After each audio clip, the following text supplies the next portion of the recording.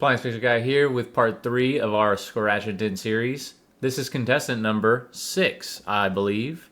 It's a white Electrolux dryer, and she's real pretty, but she won't turn on. Classic problem I have. But once I take her top off, I notice that she's not plugged in. So I plug her in real quick. Now the screen comes on, but the dryer won't turn. So the control board's not fastened, so I screw it to the side, and there's 2 more wires hanging. So once I get that taken care of, I get to check my work and it's starting to spin, which is great news, but unfortunately it's making this weird knocking sound.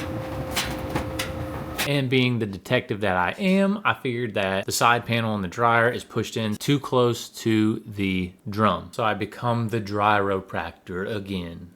And I start twisting spines, baby. That fixed our problem. On to the next. Contestant number 7, a very botched commercial Maytag dryer. It looks like the delivery guy did to it what my mom did to me in the 90s. Dropped it right on its head. But like my mom did in the 90s as well, we're going to continue loving it no matter what it looks like. Now, if you have pity for me, you'll like the video. And if you feel like you need to learn something but like the video, the part that I'm pointing at on this dryer is the start switch, and it has the exact same start switch as the junk dryer that I have on the side, although this one is considered commercial. Here's a bit of information and a pop quiz. True or false? There are very stringent regulations or standards that define what qualifies as commercial grade in residential laundry equipment. This is a Maytag commercial dryer, and it's an absolute piece of garbage. The answer is false. Now you have to like the video because you learned something and you feel bad for me. Now this dryer is obviously pretty botched, and I am not a blacksmith. However, I figured because this dryer is in such bad shape, it doesn't really matter what I do to it. It can't end up worse than it is.